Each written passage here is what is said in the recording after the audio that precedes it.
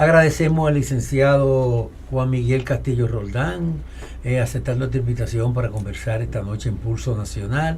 El licenciado Castillo Roldán es un destacado jurista con máster en Derecho de Negocios Internacionales y también trabaja en la Defensoría del Pueblo y es especialista en asuntos de migración. Con él trataremos temas de suma importancia y de actualidad del momento actual. Buenas noches, licenciado, ¿cómo se siente? Muy bien, gracias, feliz de estar aquí. Gracias. Bueno, bienvenido. Me gustaría iniciar esta conversación hablando un poco de los derechos de los migrantes. ¿Cómo tú ves la situación de la migración en la República Dominicana actualmente? Bueno, la situación actual de las migraciones en República Dominicana desde el punto de vista jurídico es la siguiente. Ya la República Dominicana tiene 14 años con su Ley General de Migración vigente, la ley número 285-04. Que no se aplica. No, se aplica en muchos aspectos y hay otros que tienen muy fuertes debilidades. Eso, como hablar de aquellos aspectos que requieren atención urgente por parte del Estado Dominicano. Tenemos también el reglamento de aplicación dispuesto por el decreto del Poder Ejecutivo número 631-11. De igual modo, con la modificación constitucional del año 2010, pues se introducen algunos aspectos que tienen que ver con régimen de extranjería y reserva de ley en materia migratoria. Y entre los eventos más recientes tenemos, por ejemplo, el decreto 323 sobre el Plan Nacional de Regularización, la posterior ley número 169-14, que fue el procedimiento especial de naturalización de los extranjeros inscritos irregularmente en el registro civil, con su reglamento de aplicación que salió emitido por el decreto número 250-14 del Poder Ejecutivo. Todo eso fue posterior a la reconocida sentencia del año 2013, la 168 barra 13 del Tribunal Constitucional, que trataba, realmente era una sentencia que trataba más sobre derecho de nacionalidad, pero integraba también aspectos de derecho migratorio en cuanto al estatus de los migrantes y el carácter de transitoriedad, el concepto de tránsito como excepción en derecho constitucional dominicano. Ese fue el punto de partida que realmente movió todo, ¿no? ¿Verdad? Que originó aquella famosa controversia, las imputaciones, y que obligó al gobierno a buscar una salida después de hacer un consenso con amplios sectores que fueron esta ley facilitando el registro de los migrantes. Sí. Pero sin embargo hay la percepción en la población de que no se ha resuelto, que la frontera están abierta, los ciudadanos haitianos entran aquí sin mayor regulación, y a pesar de que hay mucha legislación, como usted bien lo reconoce, sí, la aplicación de esa legislación no es efectiva en el país. Exacto, ahí está uno de los problemas, es el tema de la aplicación, pero hay algunos puntos que son más graves que otros. Entonces, vamos a hablar, por ejemplo, en materia de derecho migratorio, en lo que tiene que ver con protección de fronteras. Ahí tenemos un problema muy evidente que conoce todo dominicano, de una evidente vulnerabilidad de la frontera dominico-haitiana, que aunque sí es cierto que desde el punto de vista normativo, la Ley General de Migración y Reglamento crearon algunos conceptos de permanencia provisional en suelo dominicano destinada a muchos de esos migrantes que traspasan la frontera diariamente como parte de esa dinámica comercial que se llama habitante transfronterizo, que es una subcategoría migratoria dentro de la gran categoría de no residentes, que son personas en tránsito, pero que tienen una permanencia válida en el territorio dominicano. Eso está creado en la ley y también se reguló en el reglamento, incluso con aspectos sobre el plazo de permanencia, sobre cuánto tiempo puede permanecer, cuáles son los límites de circulación en el área fronteriza. Entonces, de ese punto de vista, pues la normativa tiene algunas previsiones que son útiles para específicamente la frontera. ¿Dónde está el problema? Es un tema más que nada operativo. Es insuficiencia de personal, insuficiencia de recursos. Pero hay temas pero la cantidad de recursos que se invierte en esa vigilancia. Sí, y falta monitoreo también. Un tema también de falta de supervisión, porque el hecho de que hay tanta denuncia de tráfico. ¿Usted sabe cuántos militares hay en la República Dominicana? No sé. Hay más de 36,000 militares, mucho más. Juan Miguel, entonces no se necesita. Este país no está en guerra con nadie. Esos militares de donde debieran estar, en la frontera todo. Ahí hay que protegerlos. Claro. Es la frontera que debieran estar. Y que ese presupuesto tan grande que gana el Ministerio de Defensa se utilice para proteger la frontera. Claro, y no solamente con militares, porque obviamente el personal militar es un personal de defensa de la seguridad nacional en términos constitucionales y legales, pero no solamente en la parte estrictamente militar y de seguridad, sino de capacidad técnica de un personal, porque la Dirección General de Migración es el ente que ejecuta la Ley General de Migración, y de hecho, si ustedes van en cualquier vehículo hacia las provincias fronterizas, usted va, por ejemplo, a Pedernales, usted va a encontrar con mucha frecuencia puestos de seguridad militares, y con mucha frecuencia va a haber agentes de la Dirección General de Migración con su identificación.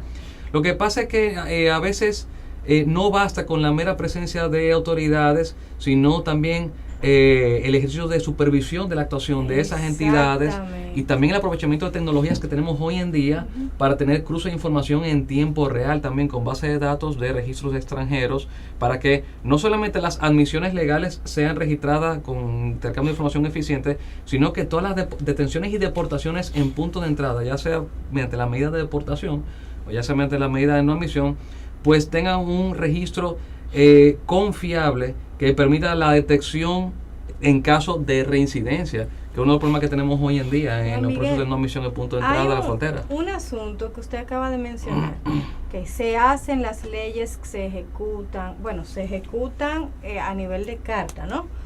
Pero a la hora del sí, de estar en la frontera, de ver la situación, no es tal como ustedes lo planean, no es tal como ustedes lo disponen en una ley. ¿Cuáles son sino que las cosas no están funcionando bien. Claro. ¿Cómo debemos de fusionar el trabajo arduo que hacen ustedes cuando legislan, cuando hacen una ley como abogado y todo lo demás?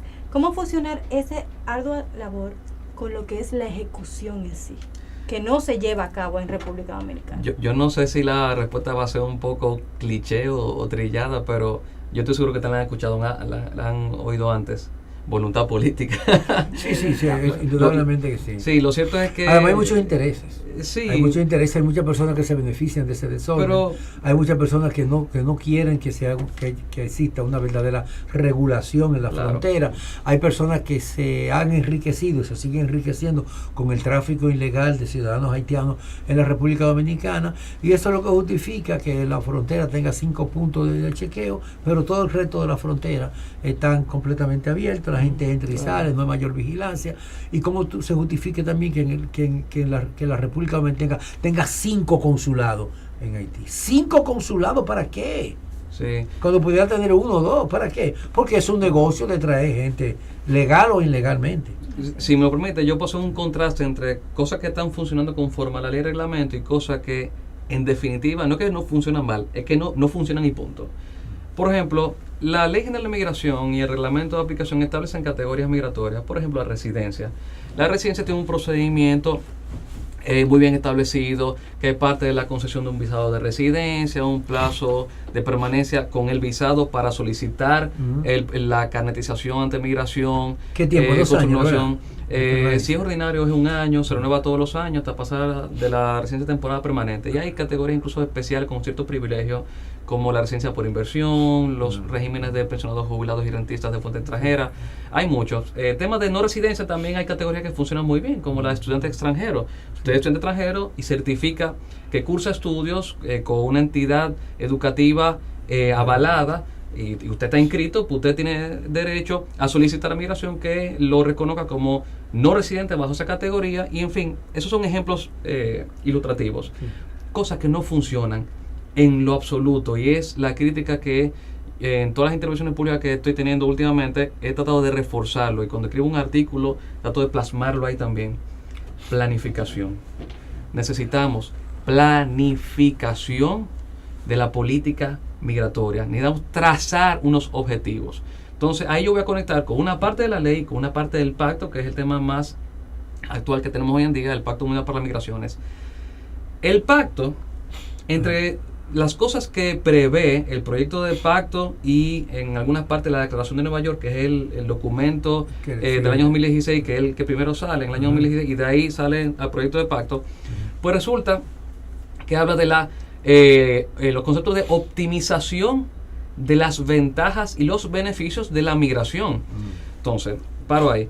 Quienes estudiamos el derecho migratorio, las migraciones internacionales, y yo como profesor universitario que lo enseño también a mis estudiantes, nosotros tratamos de apreciar todas las causas y las consecuencias de las migraciones. Entre las consecuencias, hay consecuencias que tienen que ver con impacto que puede ser ventajoso o desventajoso en distintos sectores de la sociedad, por lo cual se convierte en un tema muy sensible.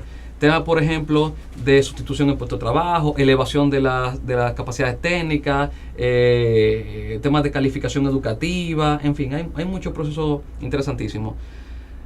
Pero ese proceso de concebir una forma estratégica de administrar la política migratoria, que el pacto lo reconoce como un objetivo, porque las migraciones son un fenómeno que no es ni bueno ni malo, han existido siempre, sí, no, claro, crean efectos en las sociedades de destino.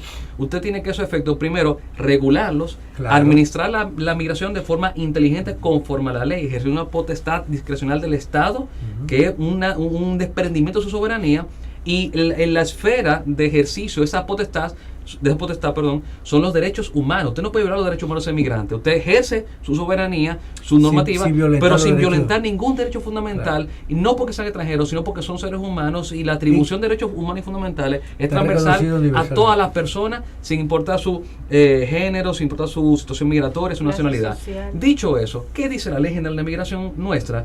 Dice que hay un organismo colegiado que debe trazar la política migratoria del país.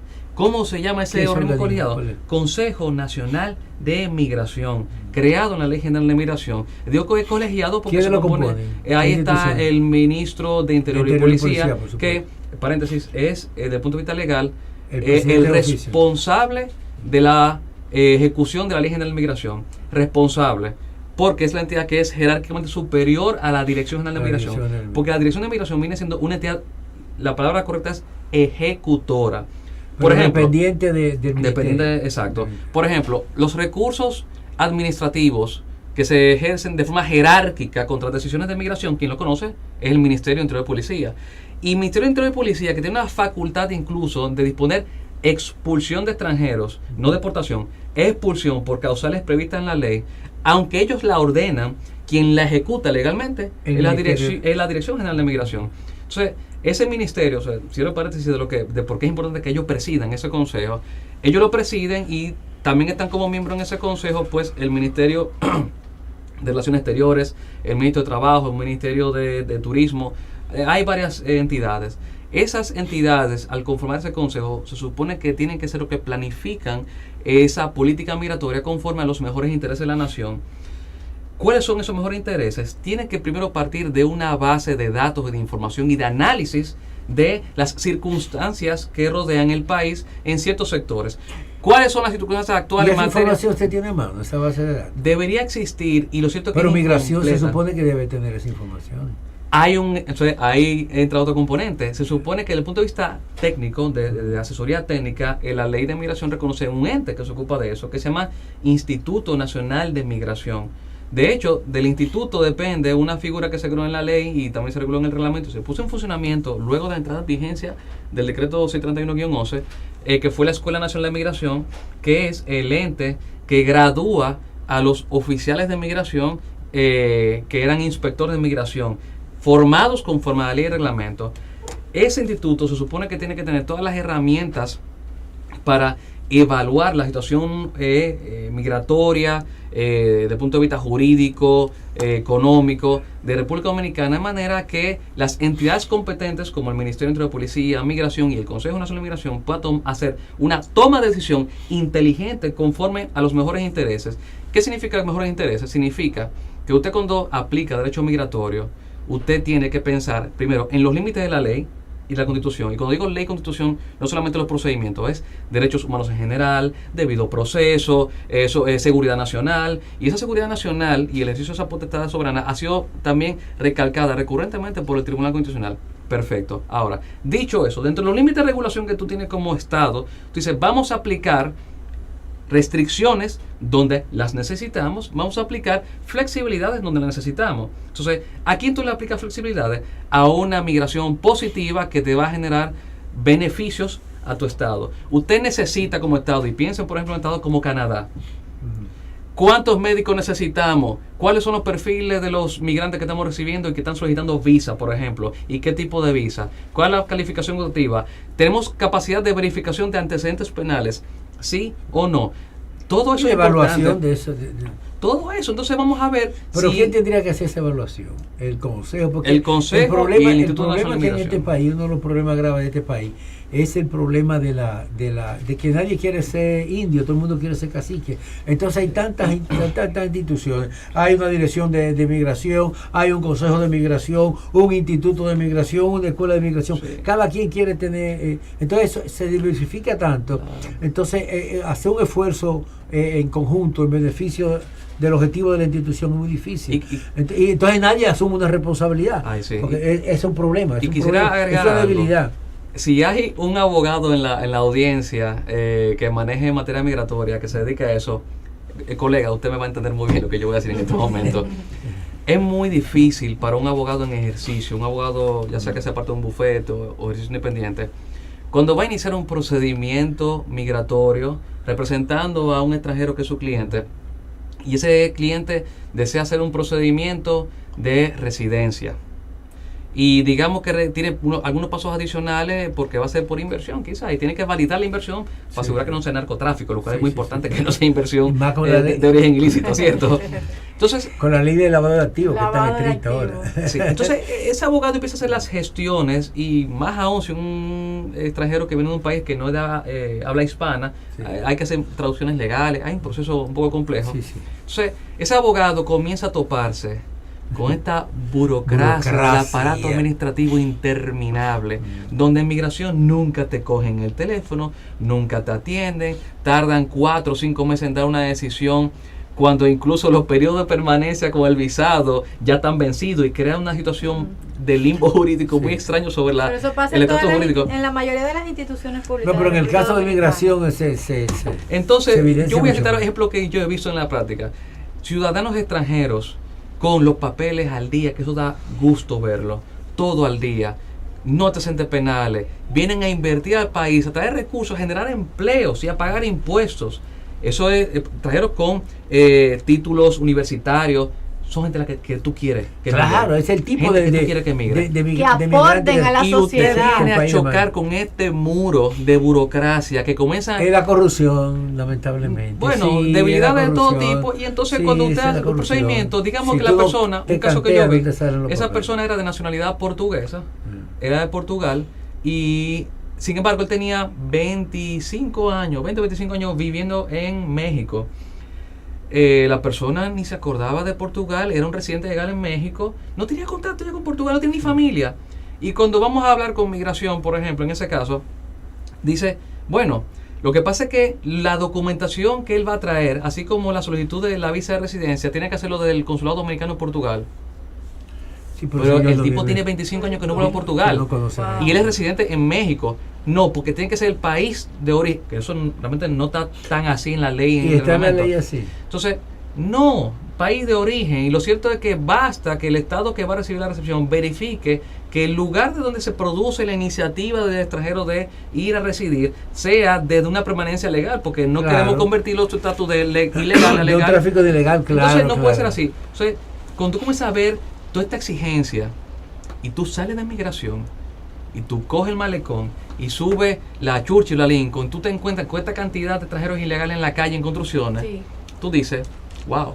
La ley es como para unos y para otros. Me parece que eso le llaman hipocresía. Entonces no puede ser, y cuando yo, por cierto, soy profesor también del Centro de Capacitación y Desarrollo de la Dirección General de Migración, eso que yo estoy diciendo ahora frente a la cámara, frente a ustedes, queridos amigos, se lo he dicho en la cara a los empleados de la Dirección General de Migración.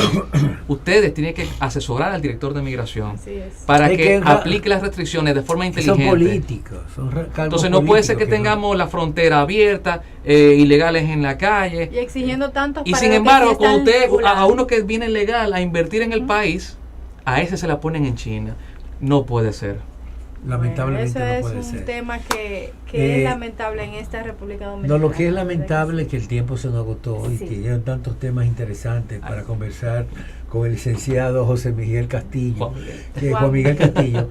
que lo que nos resta es dejar la invitación abierta para en otra oportunidad poder conversar y aprender. Encantado. Se nos quedaron muchos temas, el sí, caso del China, pacto, el caso del pacto, sí. pero que el tiempo es implacable y nuestra productora... Tenemos un compromiso, Juan Miguel, de que tú retornes con nosotros, ya será en este nuevo año que se acerca.